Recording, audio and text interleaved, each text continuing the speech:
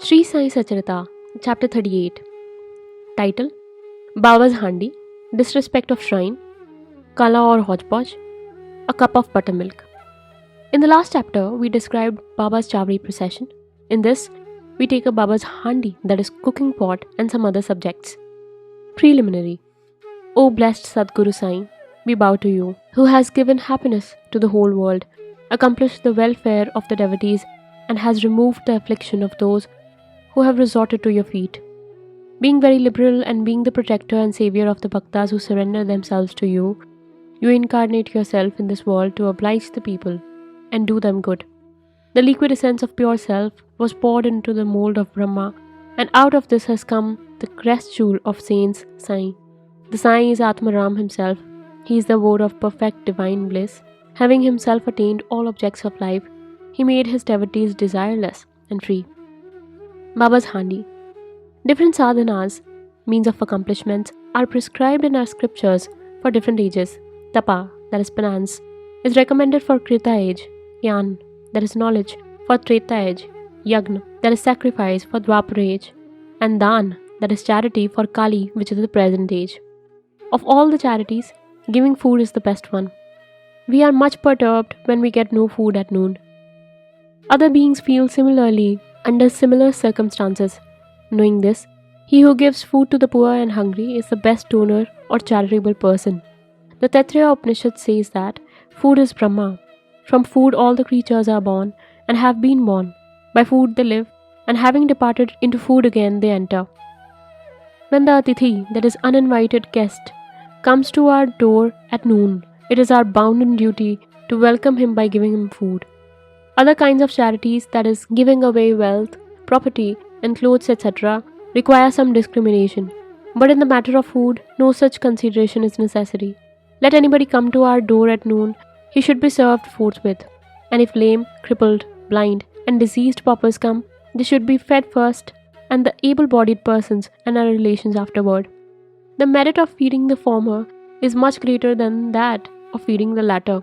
Other kinds of charities are imperfect without this annadan, that is giving of food, as stars are without the moon, a necklace without its central medal, a crown without a pinnacle, a tank without a lotus, bhajan without love, a married lady without a kumkum mark, singing without a sweet voice, or buttermilk without salt.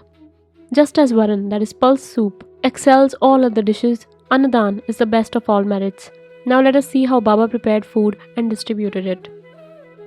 It has been stated before that Baba required very little food for himself, and what little he wanted was obtained by begging from few houses. But when he took it into his mind to distribute food to all, he made all the preparations from beginning to end himself. He depended on nobody and troubled none in this matter. First, he went to the bazaar and brought all the things, corn, flour, spices, etc. for cash. He did also the grinding. In the open courtyard of the masjid, he arranged the big hearth and after lighting a fire underneath, kept a handi over it, with a proper measure of water. There were two kinds of handi, one small and another big. The former provided food for 50 persons, the latter for 100. Sometimes he cooked mitthe chawal, that is sweet rice, and at other times pulao, with meat. At times in the boiling varan, that is soup, he let in the small balls of thick or flat breads of wheat flour. He pounded the spices on a stone slab and put the thin pulverized spices into a cooking pot. He took all the pains to make the dishes very palatable. He prepared ambil by boiling jowari flour in water and mixing it with buttermilk. With the food, he distributed his ambil to all alike. To see whether the food was properly cooked or not, Baba rolled up the sleeve of his kafani and put his bare arm in the boiling cauldron without the least fear and churned, that is, moved, the whole mass from one side to side and up and down. There was no mark of burn on his arm, nor fear on his face. When the cooking was over, Baba got the pots in the masjid and had them fully consecrated by the Maulvi. First, he sent part of food as prasad to Malsapati and Tatya Batil, and then he served the remaining contents with his own hands to all the poor and helpless people to their heart's content. Really, blessed and fortunate must be those people who got food prepared by Baba and served by him. Somebody may raise a doubt here and ask, did Baba distribute vegetable and animal food as prasad alike to all his devotees? The answer is plain and simple. Those who were accustomed to take animal food were given food from Handi as prasad, and those who were not accustomed were not allowed to touch it. He never created in them any wish or desire to indulge in this food. There is a principle well established that when a guru himself gives anything as prasad, the disciple who thinks and doubts whether it is acceptable or otherwise goes to perdition. In order to see how any disciple has imbibed this principle, Baba at times proposed tests. For instance, on an Ekadashi day, he gave some rupees to Dada Kelkar and asked him to go in person to the Kurala to get mutton from there. This Dada Kelkar was an orthodox Brahmin and kept all the orthodox manners in his life. He knew that offering wealth, grain and clothes etc. to a Sadguru was not enough, but that implicit obedience to and prompt compliance with his order was the real Lakshana that pleased him most. So Dada Kelkar dressed himself and started for the place. Then Baba called him back. Don't go yourself but send somebody. Then Dada sent servant Pandu for the purpose. Seeing him starting, Baba asked Dada to call him back and cancel the program. On another occasion, Baba asked Dada just to see how the saltish pulao, that was mutton dish, was done. The latter said casually and formally that it was alright. Then Baba said to him, neither have you seen it with your eyes nor tasted with your tongue. Then how could you say that it was good? Just take out the lid and see. Saying this, Baba caught his arm and thrust it into the pot and added, draw out your arm, taking a ladle, put some quantity of the dish without caring for your orthodoxy and without blustering. When a wave of real love rises in the mother's mind, she pinches her child with her hand, and when it begins to cry and shout, she hugs it close to her bosom. Similarly, Baba in true motherly way pinched Dada Kelkar in this fashion. Really, no saint or guru will ever force his orthodox disciple to eat forbidden food and defile himself thereby. The Handi business went on for some time till 1910 and was stopped thereafter. As stated before, Das Ganu spread the fame of Baba by his kirtans far and wide in Bombay Presidency, and people from that part of the country began to flock to Shirdi, which became in a few days a place of pilgrimage. The devotees brought with them various articles for presentation and offered various dishes of food as Naivedya. The quantity of Naivedya offered by them was so much that the fakirs and paupers could feed themselves to their heart's content, leaving some surplus behind. Before stating how Naivedya was distributed, we shall refer to Nana Sahib Chandorkar's story showing Baba's regard and respect for local shrines and deities. Nana Sahib's disrespect of a shrine. By drawing inferences or guessing in their own way, some people said that Sai was a Brahmin and some that he was a Muslim. Really, he belonged to no caste. No one knew definitely when he was born and in what community and who were his parents. Then how could he be a Muslim or a Brahmin? If he were a Muslim, how could he keep dhuni, that is fire, ever burning in the masjid? How could there be a Tulsi Vrindavan there? How could he allow the blowing of conches and ringing of bells and playing of musical instruments?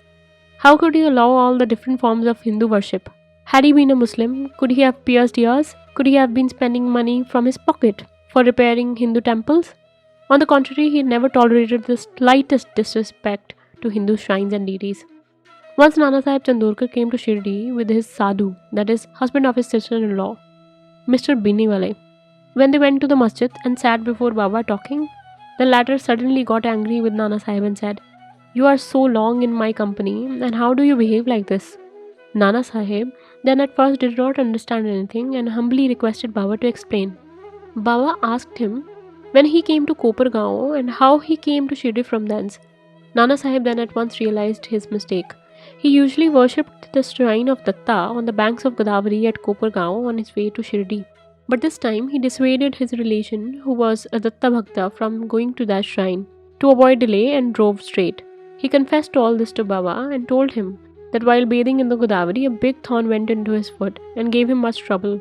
Baba said that was the slight punishment to be met and warned him to be more careful in future. Kala, that is hodgepodge. To revert to the distribution of Naivedya.